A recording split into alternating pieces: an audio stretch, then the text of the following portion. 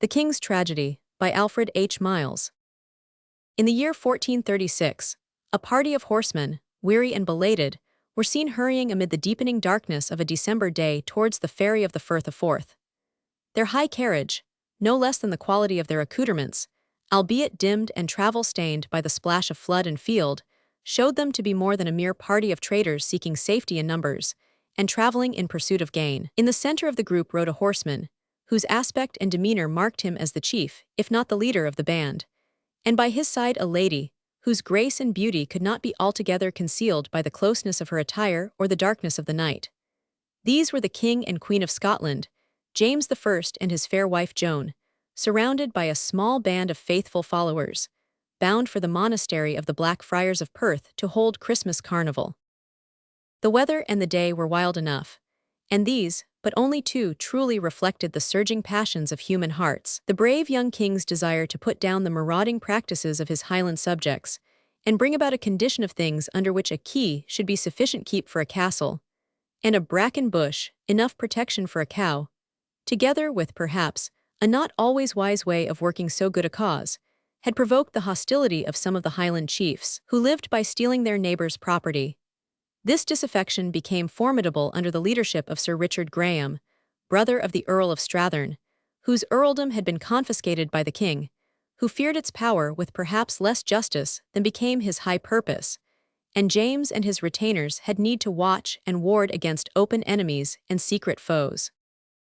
Silently, if not mournfully, the little band moved on, picking its way along the uneven shore and peering anxiously through the deepening shadows for signs of the distant ferry. Like a cavalcade of ghosts, but dimly seen as dimly seeing, they pressed on, all eyes for what light might give them guidance, all ears for what sound might give them warning. As they were descending to the beach, at the point where the ferry crossed the water, sight and sound combined to startle if not to terrify them. For out from behind a pile of rocks, there sprang a wild, weird woman, who with waving arms and frantic shouts motioned them to go back. In an instant the whole cavalcade was in confusion. The horses reared and plunged, the men shouted and demanded who was there, and all the while the weird figure, whose tattered garments fluttered fantastically in the wind, waved her skinny arms wildly and shouted, "Go back." Thinking that the woman might have some news of importance to the king, some of the retainers spurred forward and interrogated her, but she would say them nothing but go back, adding at last, for the king alone, for the king alone. Judging that she might desire to warn him of some treachery, even among his followers, the king rode forward and spoke to her, when waving her hands towards the water she screamed, "If once you cross that water, you will never return alive." The king asked for news, but the old witch was not a chronicler but a prophetess, and catching at the king's rein she sought to turn him back. By this time the retinue had closed in upon the singular pair, and the queen's anxiety doubtless stimulated the king's action.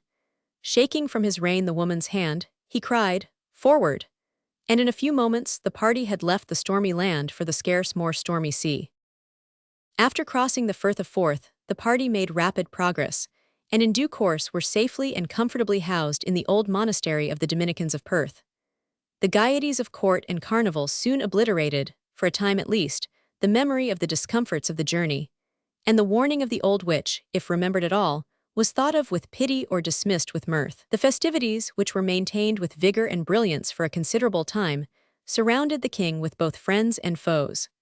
Sir Robert Stewart, who had been promised the kingdom by Sir Richard Graham, was actually acting as chamberlain to the king he was plotting to dethrone, and the Earl of Athole and other conspirators were among the guests, who, with loyal protestations, pledged the king's health and prosperity. Towards the close of the carnival, when the month of February 1437 had almost waned to a close, while the rain beat upon the windows and the wind whistled wildly around the roof of the old monastery, in grim contrast with the scene of merriment that graced the halls within, the guests were startled by loud knocking at the outer door.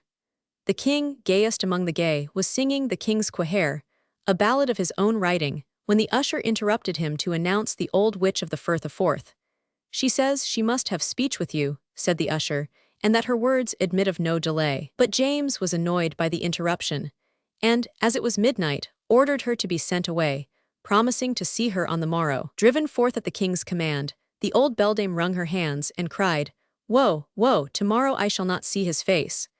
And the usher, upon the king's interrogation, repeated her words to him and to the queen. Upon hearing them, both were filled with anxiety and fear, and thinking it best to close the festivities of the evening, the king gave the signal for the finish of the feast, and the guests slowly separated and left the hall. The king's chamberlain was the last to leave, and his errand was one of treachery. During the day, the conspirators had been busily preparing for their opportunity. The locks of the hall had been tampered with so that their keys were of no avail. The bars by which the gates were barricaded were removed from their accustomed place. Planks had been surreptitiously placed across the moat that the enemy might obtain easy access to the stronghold, and Sir Richard Graham, with 300 followers in his train, was waiting for the signal to advance. James and his wife stood hand in hand before the log fire of the great hall, while the bower maidens of the queen prepared the royal bed in an alcove leading from the chamber. The old crone's warning had struck terror to the queen's heart and unnerved the courage of the king.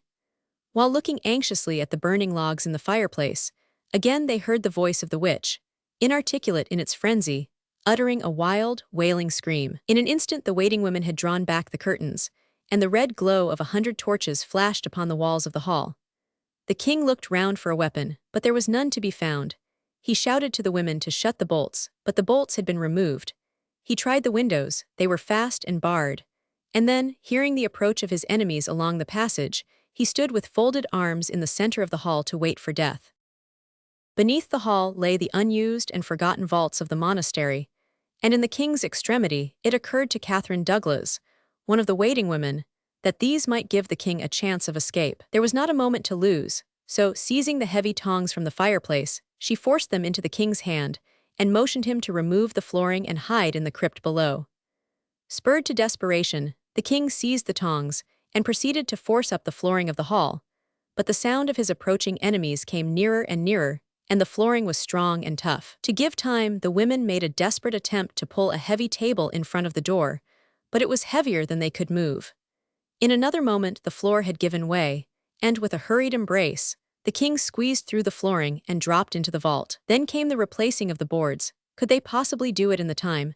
A clash of arms in the passage showed that at least one sentinel was true, but the arm of one was but a poor barrier against so large a force. Another moment, and the flooring would give no evidence of the secret that it held, for the queen and her bower maidens were replacing it with all speed. Again the tread of the approaching conspirators. The sentinel has paid for his fidelity with death. Is there no arm can save? At this moment, as with a flash of inspiration, the thought came into her mind. Catherine Douglas, one of the bower maidens, rushed forward and thrust her arm through the staple of the removed bolt, and for a little while a woman's arm held 100 men at bay.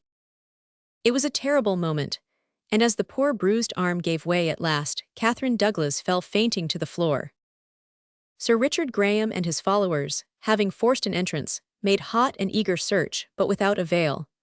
One of them placed his dagger at the queen's breast and demanded to know where the king was, and would have killed her had not the young Graham caught back his arm and said, "She is a woman, we seek the king." At last, tired by their fruitless search, they left the hall, and then, unfortunately, the king requested the women to draw him up from the vault again.